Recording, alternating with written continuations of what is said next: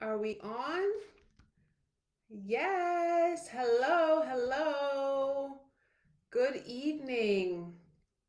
Today is December 19th, 2024. It is Thursday. I hope everybody's doing well.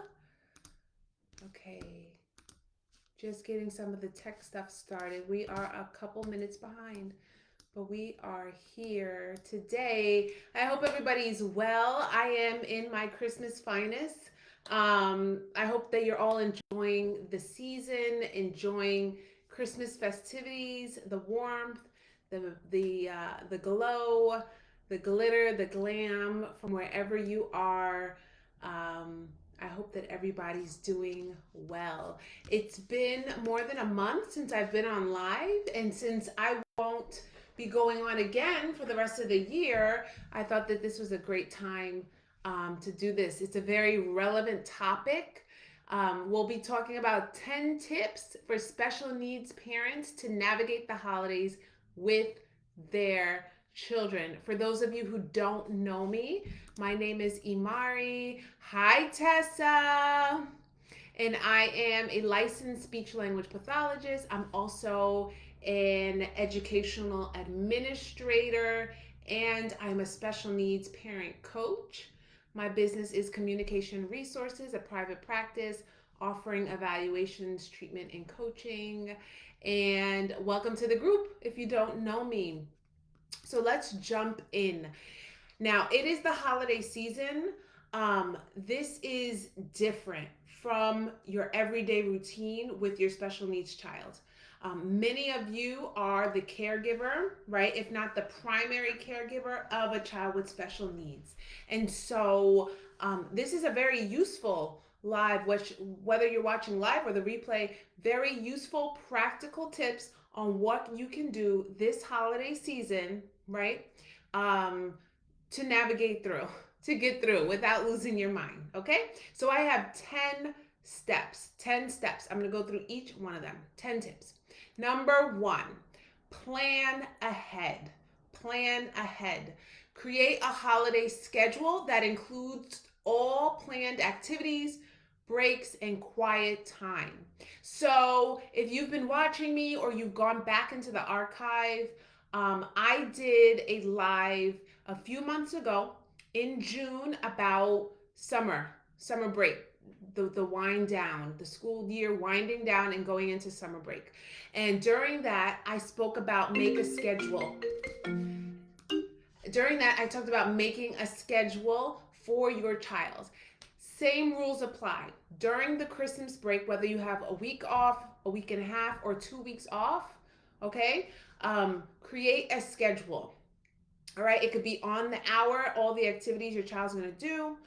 It could be bullet points of what you want them or what they will accomplish during that day, but create a holiday schedule. Share it with your child in advance using a visual schedule or calendar to help them prepare for changes. And so I've had a couple of meetings with parents this week. We spoke about predictability and how that's helping their child to succeed and to thrive. Kids thrive off of predictability. So please create a schedule, go over it with them the day before. Say, oh, tomorrow we're going to do this, we're going to do that, we're going to do this. Not so overwhelming, but add some predictability to their experience, okay? And prepare them. Number two, prepare for sensory challenges. Prepare for sensory challenges. So, what most of us consider to be the beauty and the magic of Christmas can surely set off your child um, if it is not managed in a special and sensitive way. Okay. So identify potential sensory triggers. For example, loud noises and bright lights. Okay. I'm planning with my kids to go to a special event tomorrow in an amphitheater. There's going to be heightened noise. It's going to be more activity than usual, and so you have to prepare for those things. Plan accommodation like noise canceling headphones, right? A weighted blanket, access to a quiet space, right? You might even want to get a pillow. If you, for example, are going on a little road trip, could be um, half an hour. Plan for those things. Have a comfy pillow in the car. Have what they need. If you're going to something really loud, right, like a monster truck or something that's just noisy, your child can wear earplugs or noise canceling headphones to sort of mute and muffle that sound, and that'll be really helpful for them. Okay, so number two is prepare for sensory challenges. Prepare for sensory challenges. That requires you to anticipate what the environment's going to be like and how that's going to trigger your child. You know them the best. Number three, set realistic expectations. Okay? Adjust holiday traditions to fit your child's needs. So, if during the holidays your family likes to take portraits, right? But you know your child can't stay still for all that time to get the portrait, the photograph perfect. Be realistic about how long they'll probably be able to sit, and act accordingly. Focus on what brings joy and connection, and don't feel pressured to do everything. Okay, so I know it's really special times. A lot of us are going to see people we don't get a chance to see on the regular. Um, you don't have to do all the things. You really don't. You don't have to do all the things. I know from my experience, and I know from my own kids, when I pack a day full of things to do, it can really stress them out towards the end of the day. So don't feel the pressure to do everything. Okay, if they don't want to participate, and sometimes be flexible and understanding about it.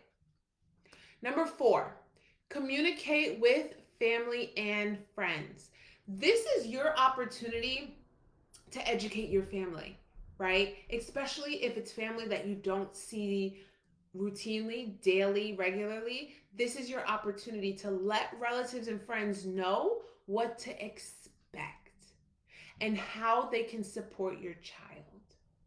Whether it's creating a sensory friendly space or being flexible with meal times, right? And so I know when I go to family members' houses, I let them know, please, if you can put away some of your delicate items, right, all the glass and the porcelain and all that type of stuff. um, I ask, or I will Google um, playgrounds and things around the person's house that we're going to stay at, because I let them know my kids like to run around. They need outside time. They, expect this at this time of the day, right? Let them know what your kids' meal times are, when to anticipate them eating, not eating. Let your relatives know what to expect. Okay. I read a case about a child who elopes. They elope the house. They undo the locks. They leave. That would be a good time to let your family know some of your child's patterns. Okay. So communicate with family and friends before you get to the event. Okay. We're at number five, halfway through 10 tips for special needs parents to navigate the holidays with their children with special needs. Okay. Number five, stick to routines when possible. So you're going to make that schedule. You're going to make the holiday schedule, just like I told you for summertime. You're going to make one for this holiday season, right? A Monday through Friday. You're going to write what we're doing, have some bullet points of what the activities are for the day. As much as you can, maintain elements of your child's regular daily routine, such as bedtime, meals, favorite activity, to provide a sense of stability in the midst of the holiday excitement. Okay, so if your child has a regular bedtime of 8:30, as best as you can, try to put them down at 8:30 or close to that. If they have regular times that they eat, or if they are used to eating 3 meals or 4 meals a day, continue to allow them to do that. It's important that they can predict some parts of the day. All right. They may not be able to predict all of it with the activities embedded in, but it's important that they're able to predict some aspects of the day to maintain stability. Okay, number 6, welcome to the new viewers. Number 6 in our 10 tips on navigating the holidays with your special needs child. Number 6, practice social scenarios.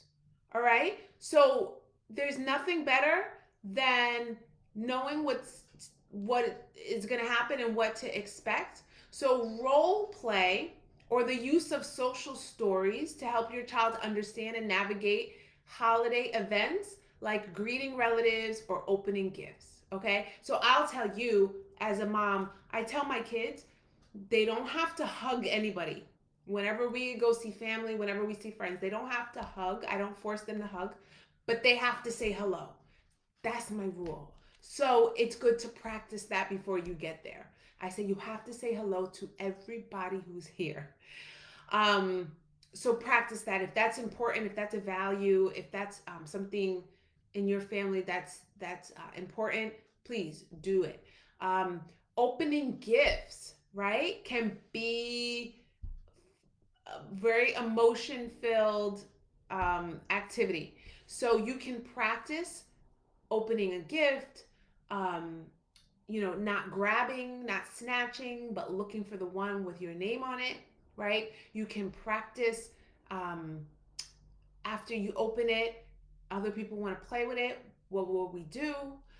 We can role play and anticipate some of the things that are going to happen that day if they're in the midst of other kids. Even if they're home by themselves or even if they're home with their family, you can practice. We're going to open it and then we're going to put all the wrapping paper in the garbage, right? And just talk about what is to come. Number 7. Today we are talking about 10 tips for navigating the holidays with your special needs children. And number 7 is pack a holiday go bag. Pack a holiday go bag. Bring familiar items to events such as a toy, snack, calming tools to help your child feel more secure in unfamiliar settings. So I have a small toddler and I let him carry stuffed animals when we go some places, when we're out of the house. I let him carry stuffed animals and it is a sense of emotional support. It's like an emotional support. So you can allow your child to do that. You can pack a bag of their favorite things and just toss it in the trunk. And that's very helpful. You don't have to go far for them to need that. Because if it's an unfamiliar place, it's people they don't know, they might really enjoy having their favorite stuffed animal or their favorite toy or their favorite blanket, their favorite thing close by. And believe it or not, even bigger kids might enjoy that. Okay, so pack a holiday go bag. Bring familiar items such as a toy, snack, calming tools, whatever it is that they use to calm, to help your child feel more secure in unfamiliar settings. We're already at number 8. Number 8 in our 10 tips for special needs, for navigating the holiday with your special needs child. Number 8 is plan for downtime. Plan for downtime. I'm going to tell you, this number 8 for me, I have to put a big asterisk next to because I can just keep going. And it's important to plan for downtime. Schedule quiet, unstructured time during busy days to allow your child and yourself to decompress and recharge. It's really important. It's really important that they get a moment to decompress and recharge. Have you ever noticed the difference? Have you ever noticed your child's behavior when they come home from school? Those of you who have school age children, sometimes they just need to decompress. They have emotions they need to get out. It can be a hard transition to come home just because there's a high expectation and there's a lot of activity, and then they just need to let it out and come back to baseline. Vanessa says, I used to do that. Hi, Vanessa. I miss you so much. Next time you got to do my makeup. I used to do that when he was in kindergarten to first grade. Good. I'm so glad. Vanessa has 2 boys, and they're gorgeous. So planning for downtime can be very, very useful. Okay, schedule quiet time when you're making your holiday schedule. Be sure to put in there, time to do nothing, free time, time that's unstructured. There's no expectation, but that your child could just kind of roam around the house, right? That if you still have a little one who still takes naps, be sure to include those naps. Okay, let them take their nap. If they fall asleep in the car, let them stay asleep, but have some time where nothing is happening. There's minimal activity, minimal stimulus, and that they could just kind of do nothing. Okay, we are at number 9. Number 9 in our 10 tips for navigating the holidays for kids with special needs. Okay? Number 9 is adapt gift giving. Adapt gift giving. You guys, I mean, I have to say one of my love languages is gifts. I really do. I got the gifts yesterday for the teachers, the bus driver, the daycare workers. I got gifts for my kids have their own pastors. I got some donuts for the teenagers who tutor my daughter. Yeah, I mean, I love that. That's one of my love languages. And so we might have to adapt that for kids with special needs. So if your child struggles with the unpredictability of gift giving, gift exchanges, consider simplifying the process. Okay? Like unwrapping one gift at a time or opening presents in calm, familiar environments, right? So, we have a lot of lovely kids on the spectrum who just may be rigid and don't like change and just get upset with all of the excitement, right? I work with some kiddos on my caseload like that. And so don't feel pressured that, everybody has to open gifts all at the same time under the tree. If your child is very sensitive to those type of experiences, you can go in another room, do one at a time, do one now, one later. It doesn't have to be like everybody else. Think of ways to adapt and modify the gift giving process. Okay, and number 10, drum roll please. Number 10 on our 10 tips for parents to navigate the holidays with their special needs children. Number 10 is, as I always tell all of you special needs moms, all of you super moms, is remember to prioritize your well-being. Take breaks when needed, seek support from other special needs parents, and give yourself grace during the holiday season.